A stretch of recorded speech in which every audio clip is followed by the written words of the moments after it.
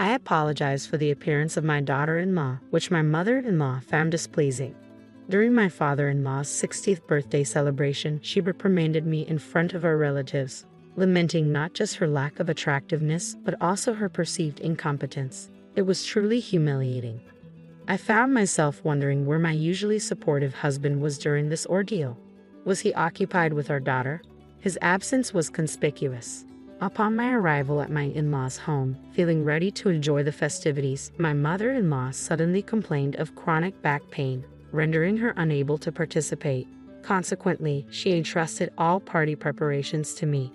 As the event progressed, she continued to denigrate me in front of our gathered relatives, casting a shadow over what should have been a joyous occasion. It felt as though the lively atmosphere had turned somber, resembling more of a funeral than a celebration.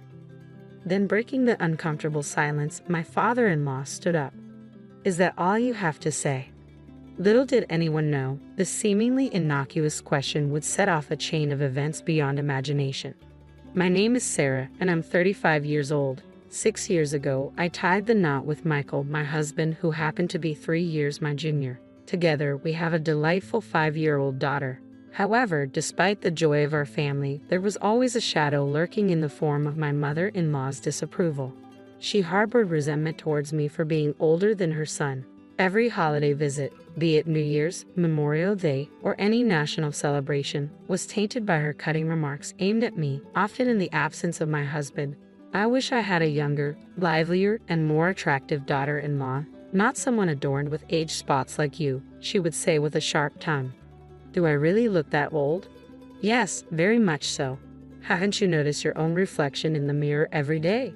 Receiving criticism about one's appearance can be deeply hurtful, especially for women.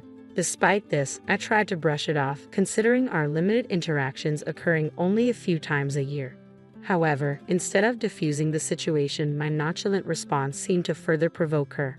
"You're remarkably thick-skinned for a woman of your age. It's irritating how you remain unaffected by my words. You lack even a trace of humility," she continued, her words growing harsher with each exchange. "Yeah," was all I could muster in response. How should I confront my mother-in-law, whose words always leave me speechless? In front of my husband, she wears a facade of kindness, concealing her true nature. It's as if he's oblivious to her mistreatment of me. Yet, if I were to express my frustrations, I fear I'd bear the blame. So, I've endured in silence. Visiting their home with her presence feels like carrying a heavy burden. Despite this, it was a significant occasion, my gentle father-in-law's 60th birthday celebration. With numerous relatives gathering for the grand event, I chose to attend. Though my father-in-law is reserved, his subtle acts of kindness envelop me when my mother-in-law's hurtful words weigh me down. He gently approaches, offering solace with his words. "Sarah, if you're struggling, please don't hesitate to confide in me. I'd like to offer my support if that's all right with you."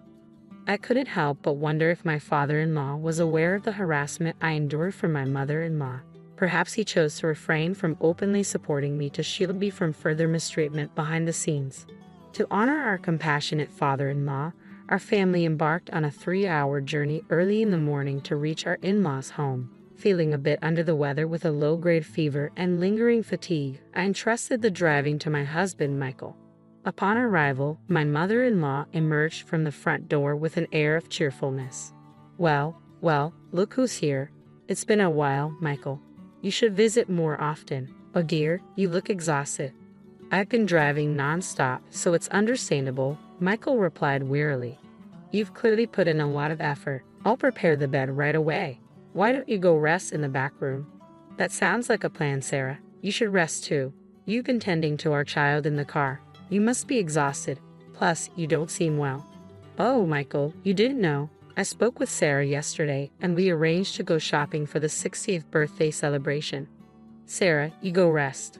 Once you've placed the luggage at the entrance, we'll head out." Of course, I couldn't recall any such arrangement, nor did I recall discussing any shopping plans. After looking after our energetic 5-year-old daughter, I felt drained. Since I wasn't feeling well, I welcomed the chance to rest. Since Sarah isn't feeling well, let her rest. You can handle the shopping, but this is your father's special occasion. I want to pick out the finest ingredients with Sarah. Sarah, you'll stick to our plan, won't you? She had a knack for presenting excuses that left me no room for refusal. After dropping off the luggage, she grabbed my arm forcefully and directed me back into the car we had just exited. With an intense glare, she snapped, "You don't need rest right now." But almost instantly, her demeanor softened into a broad smile as she exclaimed, "Thank you for driving us. I really appreciate it." Knowing my mother-in-law's temperament, opposing her at that moment would likely ruin the entire day. With reluctance, I found myself settling into the driver's seat. "I'm feeling all right, Michael. You take a break. I'll accompany mother-in-law for shopping." Attempting to hand her daughter over to Michael, my mother-in-law swiftly intervened, taking the child from my arms and settling her into the child's seat before shutting the door firmly. Taking care of the child is a mother's responsibility. "Well then, Michael, we're off." As she settled into the passenger seat, her previously sweet demeanor vanished, replaced by a harsh tone as she began to chastise me. "So, you can't even manage to care for your own child? Quit relying on Michael for everything. You're nothing but an incompetent daughter-in-law, aging before your time." What was truly unsettling was her ability to maintain a sugary facade while my husband, Michael, remained within earshot, completely oblivious. "Wave goodbye to this microwave," she quipped as we embarked on the drive in my husband's unfamiliar car towards the bustling supermarket. Predictably, my mother-in-law wasted no time before launching into a lecture. "You'll regret lounging around while my son drives, mother-in-law," I retorted weakly. "Please refrain from such ominous remarks. I've been battling fever and fatigue since this morning. Your poor health stems from your lack of discipline, and your crow's feet, more pronounced. Those cheek spots, darker. It's painful to witness. Your skin has lost its former vitality," she criticized relentlessly. Drained of all energy to counter her harsh words, I merely nodded as we reached the supermarket. This is utterly exhausting. How do daughters-in-law worldwide endure such treatment from their mothers-in-law? My spirited mother-in-law sprang out of the car without a word of gratitude, immediately thrusting 2 shopping carts into my hands. "Move faster, you're so slow." Attempting to steer clear of the bustling crowds, I lagged behind, but she surged ahead, filling the carts with extravagant items like USDA prime beef, crab, salmon roe, and melons. She then proceeded to toss in unnecessary items. "Mother-in-law, do we really need all of this right now? I've already decided, we're stocking up so we won't have to make frequent trips. You should have known that without my having to tell you." Feeling utterly helpless, I allowed her to dictate the shopping list. By the time we finished, the carts were overflowing. "Let's head to checkout. Move quickly now, no dawdling." Despite her haste, when it was time to settle the bill at the checkout counter, my mother-in-law made no move to retrieve her wallet. "Mother-in-law, the payment," I ventured. She kept her hands folded behind her back, unmoving. When I pressed her again for the money, she shot me an angry glare. "You should foot the bill for everything." "Excuse me," I stammered. "As a wife, it's your responsibility to cater to your husband's family. Don't be miserly, just pay up." Reluctantly, I ended up covering the entire bill at the register, totaling $300. With no cash on hand, I had to charge it to my credit card. As a part-time worker trying to support my child, this financial blow hit hard.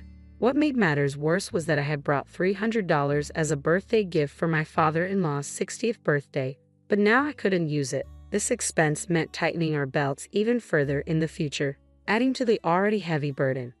I wonder how I'll break this news to Michael. If I were to speak up about this treatment, my mother-in-law might cause a scene. During the car ride home, she continued her onslaught of insults, showcasing an impressive array of verbal attacks. On our arrival home, my husband remained fast asleep, likely exhausted. Sensing an opportunity, my mother-in-law's smile widened as she began to assert her authority over me. "After you've put away the groceries, go eat in the garden immediately. Could I please have a moment to rest? You have no right to defy your mother-in-law. This is the consequence of letting Michael drive alone. You brought this upon yourself," I muttered. "If you have time to argue, then you have time to work. Hurry up, we're running out of time. After you've eaten, clean the bathroom and the toilet." Despite the injustice of the situation, I had no option but to endure it. Throughout the day, I toiled in the garden, pulling out weeds before tackling the grime and yellow stains in the bathroom and toilet. As I worked, I consoled myself with the thought that once the 60th birthday celebration concluded, I could enjoy some respite from my mother-in-law's presence. Just as I finished cleaning, my husband stirred from his slumber, surprised to find me still at work. "Sarah, are you all right? If you're not feeling well, don't push yourself too hard. Take a break," he urged. "Thank you, I'll take you up on that," I replied wearily. "Ouch, that hurts." But before I could finally rest, my mother-in-law suddenly let out a piercing cry, clutching her back in agony. Despite her earlier vitality, she now complained of sudden back pain, her demeanor shifting from lively to frail in an instant. "This is troublesome. My back is in excruciating pain. I can't manage anything. My chronic back issues have flared up once more. I won't be able to prepare food before our relatives arrive. Sarah, you're my only hope. But oh, what am I to do?" While her distressed demeanor seemed somewhat contrived, if her chronic back pain was genuine, then standing in the kitchen would indeed be impossible for her. With a heavy heart, I entrusted my husband with our daughter's care and reluctantly began cooking. "Sarah, are you certain you're all right?" "I'm fine. Cooking is my usual responsibility, remember?" I maintained a facade of strength for my husband, though my body was already weary. However, it was a significant day for my father-in-law, and I felt compelled to soldier on. My head is spinning, and the scent of food is making me queasy. But I must persevere for my father-in-law's sake. After completing the cooking, my father-in-law entered the kitchen to check on me. "You've worked tirelessly. Thank you for preparing all this food." "It's my pleasure. It's all for you. Please enjoy it later." As the relatives began to gather, each offering well wishes to my father-in-law, the atmosphere became animated. After the toasts were made and we were on the verge of starting the meal, my mother-in-law uttered something utterly shocking. "I regret to inform everyone that due to my chronic back pain acting up on this important birthday celebration, all the food was prepared by my daughter-in-law. I apologize for the lackluster quality of the dishes, courtesy of my unattractive daughter-in-law." Both my father-in-law and husband were stunned into silence by my mother-in-law's sudden outburst. "Not only is my daughter-in-law unattractive, but she's also clumsy and utterly inept. It's truly a shame," she continued, her tone dripping with disdain. As she exaggeratedly rubbed her back, my mother-in-law persisted in belittling me. "She's quite clumsy, you see. Without my assistance, she's helpless. I even question her ability to care for her own child. I worry whether Michael can cope with such a wife." What should have been a joyous occasion swiftly descended into a somber atmosphere, reminiscent more of a funeral than a celebration. My typically supportive husband, who should have been caring for our daughter, was conspicuously absent. Then, in a moment that shattered the tension, my father-in-law, who had been silently observing, rose to his feet. "Is that all you have to say?" he demanded, his voice cutting through the tension. "Seems like it. Perhaps it's time to bid farewell to the useless one," my mother-in-law added, her words dripping with contempt. In that instant, my husband strode into the room, carrying our daughter in a suitcase. His expression was unusually stern. "Dad, as you suggested, I've packed her belongings," he declared firmly. My mother-in-law's smile hinted at satisfaction. "Sarah, it appears you're being shown the door," she taunted. But to her astonishment, my husband handed the suitcase to her. "What?" My father-in-law's booming voice delivered the final blow. "Take that and leave this house immediately." Despite her initial confusion, my mother-in-law swiftly grasped the gravity of the situation. "Why am I the one being asked to leave? It's Sarah who's incompetent. The bathroom is always covered in mold, the toilet left filthy, and you dare to label Sarah as useless when you hardly lift a finger to cook. And let's not forget how terribly you've treated her. I've had my fill. It's a mother-in-law's responsibility to guide her daughter-in-law. I was merely pointing out her flaws." "Guidance. Please. Do you think we're living in?" my father-in-law began, but the raised eyebrows of an enraged father-in-law left no room for support. Realizing she wouldn't garner any sympathy from him, my mother-in-law resorted to her usual theatrics, turning to my husband and bursting into tears. "Michael, don't get the wrong idea. Someday, we might have to take care of your father, right? So, I was trying to teach Sarah how to be a good wife, as difficult as that may have been. Taking care of him, that's a joke. I won't be fooled by you anymore. You've been mistreating Sarah all along, even today." Despite feeling unwell, she still came to celebrate Dad's 60th birthday. "Sarah volunteered to join the celebration, didn't she? Don't deny it. And you made her foot the bill for the groceries, didn't you?" I found a receipt from today in her bag when she was trying to get candies for our daughter. It clearly shows Sarah paid with her credit card. I just asked her to pay because I didn't have any cash on me. I was planning to reimburse her later, honestly. Really? If I hadn't noticed, you would have stayed silent about it. I've ignored the typical mother-in-law and daughter-in-law conflicts, but you've crossed a line. I'm tired of living with such a spiteful old woman. Witnessing my husband and father-in-law turn away from her, my mother-in-law reverted to her usual theatrics, blaming me with all her usual dramatic flair, tears streaming down her face. No, I haven't vocalized it, but it's undeniable that you've been mistreating me, isn't it? For the sake of my father-in-law and my husband, who had shown me unwavering support, I summoned the courage to speak the truth for the first time. I refused to let my mother-in-law continue to dictate the narrative. That's correct. We were informed by Mia. We're aware of the derogatory remarks you made about Sarah at the supermarket and in the car afterward. You forced Sarah to handle all the weeding and cleaning in the house. Yeah, Grandma was mean to Mommy. She made her clean lots of things. You can't just dismiss a child's words. Maya doesn't lie. Let's review the dash cam footage. That should clarify everything. Excellent suggestion, Sarah. I'll do that right away. Ignoring his mother's protests, Michael strode out to the parked car, starting the engine and pulling up the dash cam footage. The latest model, equipped to record both the road and the car's interior, provided crystal clear visuals, including facial expressions. It's all there. She said those things. I murmured. I'm appalled, echoed everyone as they watched the footage unfold. This is utterly unacceptable. Unbelievable. Meanwhile, my mother-in-law, who had remained inside the house, adamantly denying any wrongdoing, began to panic as tension thickened, rushing barefoot toward the car. Stop this immediately. Don't watch. But no amount of shouting could halt the revelation. With all her transgressions laid bare, my mother-in-law stood speechless, stunned into silence. That's when my father-in-law casually handed her a single piece of paper. I filled out my portion. You just need to complete yours and submit it. What? Is this a divorce form? I had to prepare it just in case. I never imagined I'd have to use it. Never darken my doorstep again. Wait, I promise to change. Promises won't suffice, Sarah. Please find it in your heart to forgive me. Seeing my mother-in-law plead for forgiveness, tears streaming down her face, was a pitiful sight. But I suspected it might be yet another performance. With resolve, I gently pushed her away. You've revealed your mistreatment of your daughter-in-law. I can never forgive you. It's best you leave before the neighbors become involved. Oh no, this is dreadful. The commotion caught the attention of neighbors who observed from a distance. Perhaps unwilling to create a scene, she swiftly accepted the divorce papers and her suitcase, miraculously recovered from her supposed back pain, and dashed out of the garden. With the villains swiftly dealt with, our once tense home was now heavy with remorse. I apologize for all this disruption during your 60th birthday celebration, Dad, I said sincerely, bracing for his response. Sarah, you bear no blame. I'm the one who should apologize for all the trouble we've caused. Let's put this behind us and start anew, he replied. A smile graced my father-in-law's face. The relatives, too, looked on with sympathetic expressions. Later, they commended the dishes I had prepared and enjoyed them with gusto. In that moment, all weariness seemed to evaporate into thin air.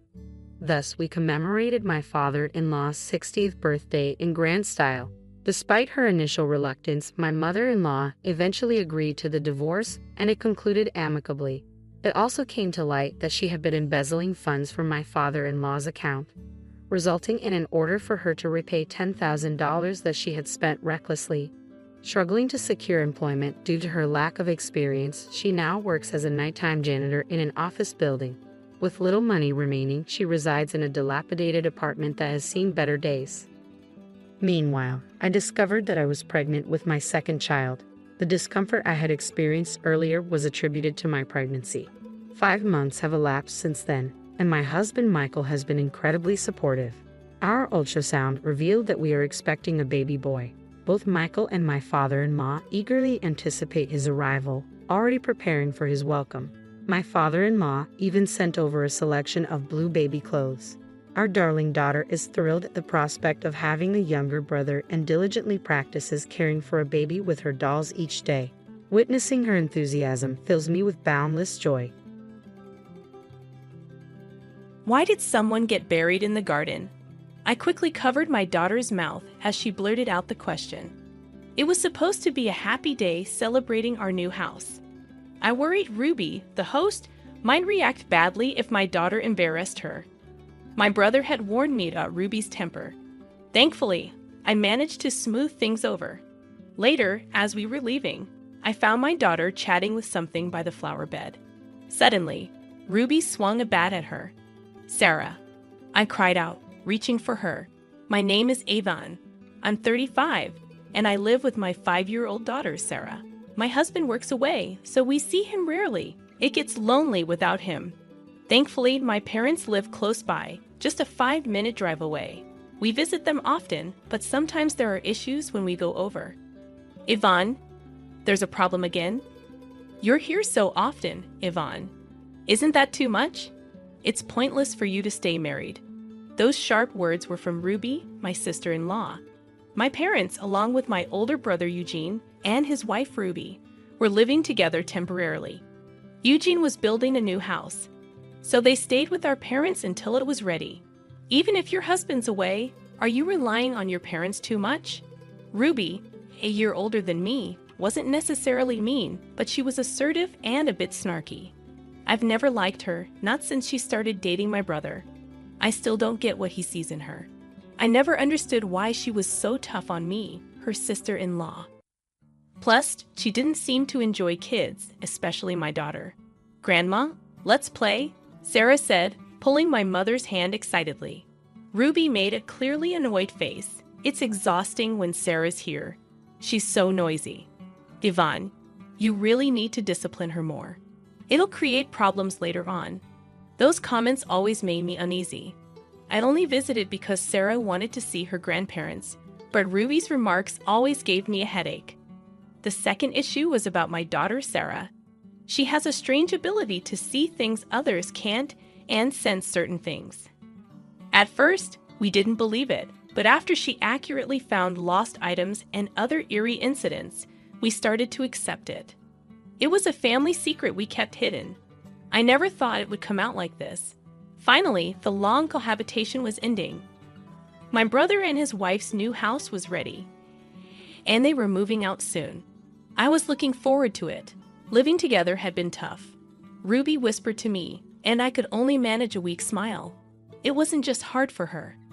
I was relieved our parents' home would finally be peaceful. My daughter looked at me curiously. "Mom, why do you act differently around Ruby? You're more relaxed with Grandma and Eugene." "Well, you see, Eugene and I grew up together, but Ruby only recently joined our family through marriage." My daughter seemed unsure. "Sorry, was that confusing?" "No, I understand, but it's sad." "Sad?" I asked, puzzled. Sarah nodded. "It's sad that we finally became a family, and now we're going to be separated again soon." When Sarah speaks like that, it's oddly convincing. Separated. Could it be that Eugene and his wife are getting divorced? While it would be a relief for me, I feel bad for Eugene if he's upset. So they just finished building their new house, and now the idea of them divorcing so soon is hard to grasp. I couldn't understand it, so I simply asked Sarah to promise not to talk about it elsewhere and decided not to think about it too much. Sometime after Eugene and his wife moved, we got an invitation to their housewarming party. We wrapped a nice gift of money, and the 5 of us, including my parents, Sarah, and me, went over. Eugene's house was about a 20-minute drive from our parents' place.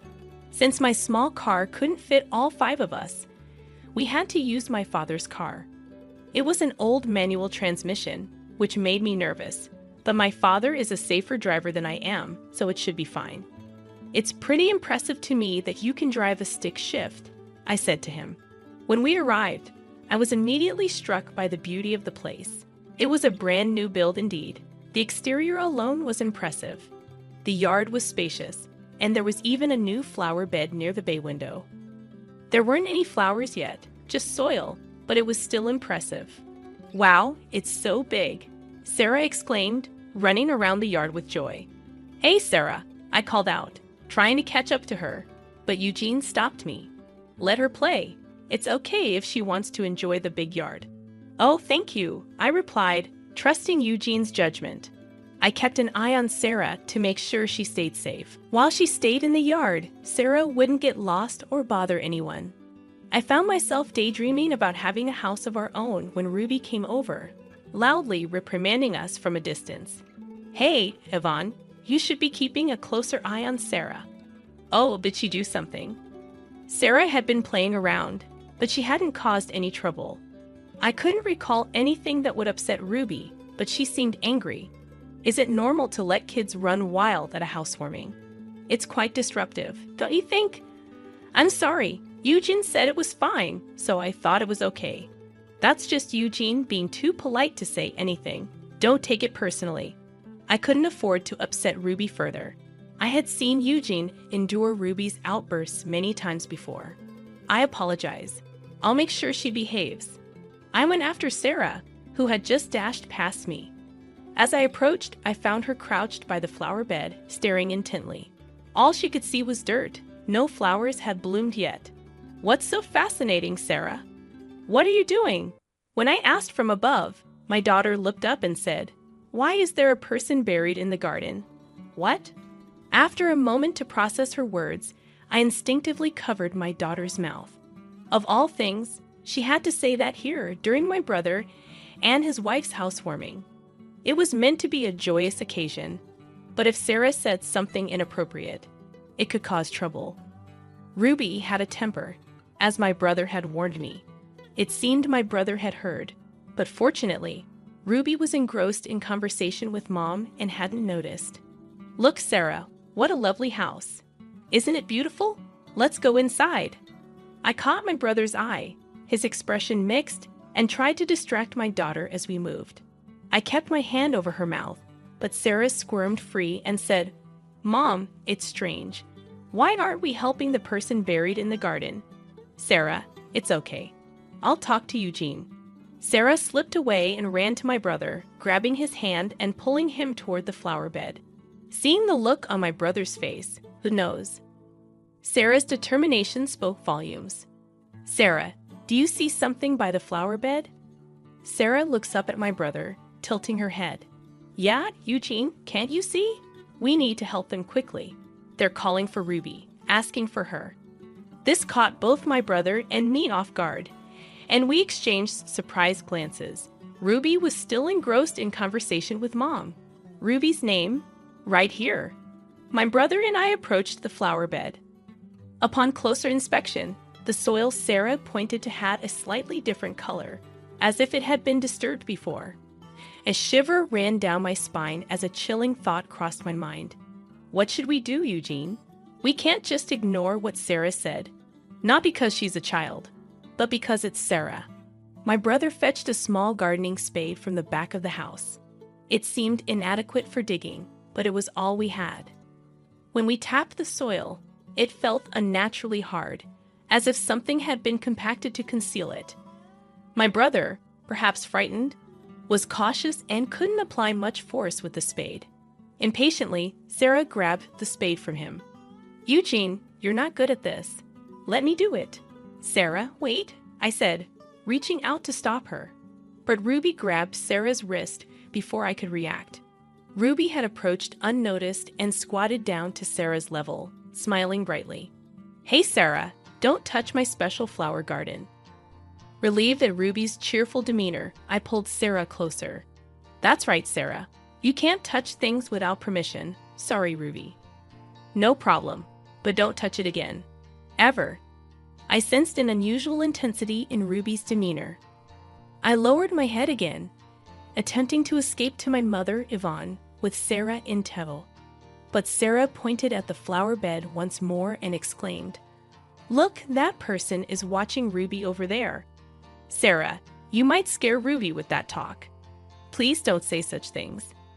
Whenever Sarah said something like this before, it left people pale and trembling. I imagined Ruby must be terrified to hear such things about our new home. Apologies, Ruby. It's just a misunderstanding by Sarah. I tried to make amends, glancing at Ruby's face. Despite any dislike I harbored for her, I felt sorry for frightening her. I thought I needed my brother Eugene to smooth things over, but Ruby's expression caught my breath. Instead of fear, her eyes were wide with anger.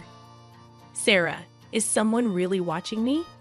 "Yes, and they're asking for your help," Sarah replied. Ruby simply scoffed and smirked, but her eyes betrayed no amusement. For some reason, Ruby's expression filled me with dread, and I shivered. "I'm sorry, Ruby. It's fine. Just kids being kids," Ruby dismissed, though her tone lacked warmth. Eugene swiftly intervened between me and Ruby, diffusing the tension for the moment. We entered the new house with our parents and settled onto the plush new couch. "Wow, it's so comfy," Sarah exclaimed. Her spirits lifted in the new surroundings as she sank into the couch happily. It seemed she had completely forgotten the earlier incident, and I felt relieved. We ordered some sushi for takeout, chatting, and enjoying the meal. Sarah must have been tired from all the excitement because before long, she had fallen asleep on the couch. "Would you like to take her upstairs to bed? Should Eugene carry her?" "Really? Thank you. That would be helpful. We still have some time before we head back. It might be better than her sleeping in the busy living room." Initially, I thought so too, but then I had a bad feeling. "I think it's fine. She might feel lonely waking up alone." "Oh, she's already 5, isn't she? She'll be fine. She can sleep here." "Yvonne, you're a bit overprotective, aren't you?" Ruby murmured, smoothly returning to the conversation with my brother and parents. Despite the brief exchange, I couldn't stop sweating. After a while, Sarah woke up. "It's almost time to leave." We agreed with our dad and started preparing to go home. As I cleaned up the table and washed the cups, my daughter tugged on my clothes. "Hey, Mom, are we leaving now?" "Just a little longer, okay? We'll be leaving soon." "You're being impatient." Maybe it was because she had just woken up, but Sarah seemed a bit cranky. I didn't want to deal with a tantrum right now, so I decided to ask my mother for help. "Mom, could you please rinse these?" "Sarah is getting grumpy." My mother hurried over, but Ruby blocked her. "Then how about Sarah and I play in the yard while we wait?" "In the yard? Let's do that." My daughter lit up at the idea of going outside. More than that, I was surprised that Ruby invited her to play. She wasn't known to be fond of children, so I was puzzled but grateful. "Thank you, Ruby, but we're getting ready to head home." "It's just until you leave." "It's fine." "Come on, Sarah, let's go." "Yeah." Sarah cheerfully replied, taking Ruby's hand as they left. "It's odd. Ruby isn't usually interested in children," Eugene remarked, watching them go with a puzzled expression. "I know, right? Sarah and Ruby have met many times, but I've never seen them play together." Sarah isn't shy around strangers and would happily approach Ruby, but I always thought Ruby kept her distance. Yet today, Ruby was the one who initiated. Something felt off. "I'm going outside too," I announced, rushing out in a hurry. Sarah was squatting in front of the flower bed, engaged in conversation.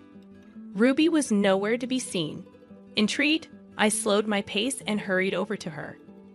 Then, in the next moment, I witnessed Ruby swinging a baseball bat at Sarah's head with all her strength. It was a terrifying moment. I grabbed my daughter's arm, and we both stumbled backward. A metallic clang reverberated through the yard as the bat struck where Sarah had been just moments before. Eugene and my parents rushed outside upon hearing the noise. "What was that, Ruby?" Eugene, shocked at the sight of Ruby holding the bat, inquired. My heart raced as I held Sarah tightly. It had been too close. If I had been a moment later, Sarah could have. I couldn't even bring myself to think about it. I glanced up at Ruby, her expression a mix of anger and perhaps indifference. "What happened?" Eugene asked suspiciously. "Ruby, did you try to hit Sarah with the bat?" "I can't believe it." Eugene approached Ruby in disbelief. "Is it true, Ruby? Why would you?" Ruby simply smirked. "Come on, Yvonne. It was just a joke." Anger surged within me, and I retorted, "A joke? Are you serious?" If that had hit her, do you realize what could have happened? It wouldn't have been a mere injury. As I spoke, I noticed something horrific. The end of the baseball bat was stained with something dark red. Catching my gaze, Ruby exhaled. Sarah started it, didn't she? She shouldn't have said what she did. My eyes were drawn involuntarily to the flower bed. Could it be true? Was there really someone buried beneath, as my daughter had claimed? Fear gripped me, making my teeth chatter. My brother, concerned, kept me and Sarah away from Ruby. What's going on, Ruby? It's nothing serious, just a joke. Maybe I went too far. My brother gazed at Ruby for a moment, then decisively went to the back of the yard. He grabbed a small shovel and started digging up the flower bed Sarah had pointed out earlier. Hey, Eugene, what are you doing? Ruby tried to intervene, but she couldn't stop my brother. He kept digging until he unearthed something, leaving him speechless and clutching his head. Ruby collapsed weakly beside him. Eugene, Yvonne, call the police, he said urgently. Quickly take Sarah and go home. From my brother's unusual behavior, I realized Sarah's words were true. He had found something Sarah had mentioned. I immediately dialed the police. Surprisingly, Ruby remained subdued until the police arrived. She repeated, "It's all over," as if in a daze, but she didn't become furious or try to escape. Once the police arrived, I decided to stay with my brother while leaving my daughter with my parents. My mother was too frightened to accompany us, and although my father offered to stay, we would then be without a driver. "I'll be fine alone," I insisted, though it wasn't entirely true. I couldn't leave my brother by himself. "Sarah, listen to Grandma and Grandpa and wait here, okay?" "Okay, Mommy. Take care of Eugene too." "Of course." I couldn't gauge how much my daughter understood, but I reassured her with a smile. My brother appeared to be conversing calmly with the officer. I observed from a corner of the yard so as not to interfere. Suddenly, Ruby's voice erupted in anger. "I've already told you, I don't know anything." "Fine, let's go to the station and I'll explain everything there." "You're just trying to blame me? I won't go." The officer looked puzzled by Ruby's outburst. A female officer attempted to grab Ruby's arm, but she shook her off and sought refuge behind my brother. "Eugene, help me." My brother, visibly flustered, held Ruby's shoulder but remained conflicted, neither embracing her nor pushing her away. "I didn't do anything wrong. It's a false accusation." Though my brother may have wanted to believe Ruby, her recent actions, like swinging a baseball bat at Sarah, suggested otherwise. "Is someone watching me?" "Yeah, they're asking for Ruby's help." Ruby's response was a cynical "ha," with no trace of a smile in her eyes. Her demeanor sent a chill down my spine, and I shuddered. "I'm sorry, Ruby. It's okay. It's just kid stuff." Eugene quickly intervened between me and Ruby, momentarily diffusing the tension. We retreated into the new house with our parents, settling onto the plush couch. Wow, it's so comfy. Sarah's mood seemed to brighten in the new surroundings as she happily sank into the couch. She appeared to have forgotten the earlier incident, bringing a sense of relief. We ordered some takeout sushi, engaging in light conversation while eating. Sarah must have been exhausted from all the excitement, as she soon drifted off to sleep on the couch. "Would you like to put her to bed upstairs? Should Eugene carry her?" "Really? Thank you. That would be helpful. We still have some time before we head back. It might be better than her sleeping in the busy living room." Initially, I thought so too. But then I had a bad feeling. I think it's fine. She might feel lonely waking up alone. "Oh, she's already 5, isn't she? She'll be fine. She can sleep here." "Yvonne, you're a bit overprotective, aren't you?" Ruby murmured, seamlessly rejoining the conversation with my brother and parents. Despite the brief exchange, I couldn't shake off my nervousness. Soon after, Sarah woke up. "It's time to leave." We agreed with our dad and began preparing to head home. As I tidied up the table and washed the cups, Sarah tugged on my clothes. "Mom, are we leaving yet?" "Just a little longer, okay? We'll be leaving soon. You're being a bit impatient."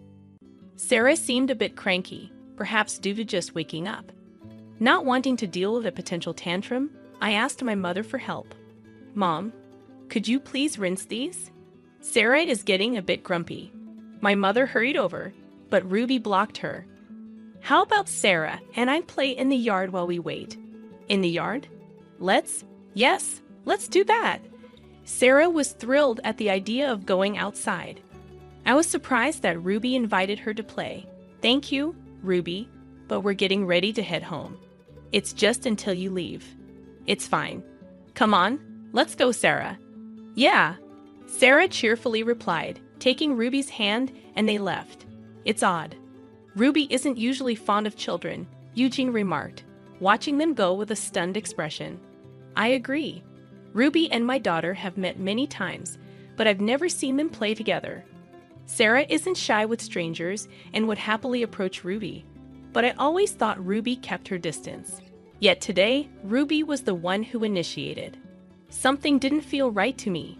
I decided to go outside too. I rushed out hurriedly. Sarah was squatting in front of the flower bed, engaged in conversation. Ruby was nowhere to be seen. Intrigued, I slowed my pace and ran over to her. Then, in the next moment, I witnessed Ruby swinging a baseball bat at Sarah's head with all her might. It was a terrifying moment. I grabbed my daughter's arm, and we both stumbled backward. A metallic clang reverberated through the yard as the bat struck where Sarah